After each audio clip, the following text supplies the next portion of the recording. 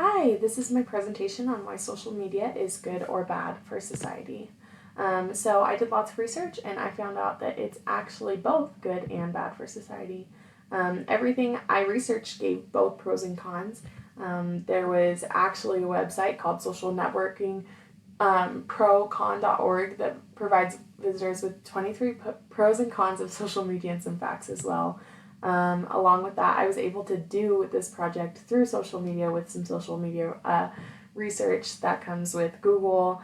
We can even search on Facebook, etc., to find information. And so I'm going to go ahead and share 3 pros and cons, and we'll go from there. So our 3 pros are: 1, that social media connects us.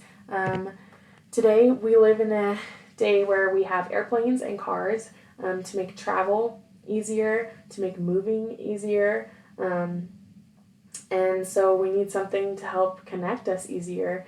It's not horse and buggy, stay in one small town your entire life. You actually have opportunities to move and leave, and along with that we need opportunities to have more communication than just letters with those who choose to leave. And then another pro is that everyone is heard. Everyone has a voice. Before, it used to be that you had to be on the newspaper or on the radio and then on the TV. As times evolved, there became more outlets to be heard, but it wasn't until social media that everyone had the opportunity to be heard, because not only are they able to make statuses and post blogs and things like that, but they also have the opportunity to comment. And so even the lowest of the low, if there even is a low of the low, has the opportunity to be heard, whereas before that wasn't such a thing. Another one is that work is viral, and we have such a good example of that here on campus. On campus we have the Pathways program, and that's a way that through social media students all over the world are going to be able to be educated just like students here on campus, and that's really awesome. So some cons we find are a loss of productivity. British companies claim to lose $2.2 billion a year to time wasted on social media, and American companies actually lose about 130 hours a week if full-time employees spend 30 minutes of an 8-hour day on social media, which is quite average. It's addictive. Personally, I don't know how addictive it is really compared to other things, but it's not as addictive as sugar or drugs, I think, so we're probably doing good in that sense, but people are definitely addicted to it.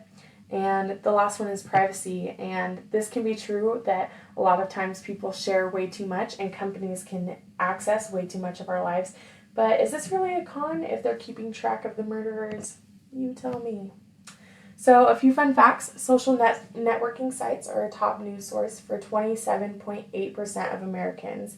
And I don't know how up to date this fact is, because I actually feel like it's probably more than that. And then another one is students who use social networking sites while studying scored 20% lower on tests. And I just think that's a con, but if that's a con, it's just the way you're using social media. I think it goes back to that being addicted or not.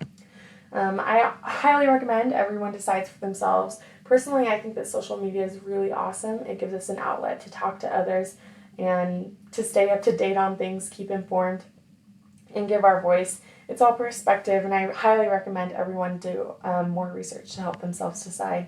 And these are my sources. Thank you.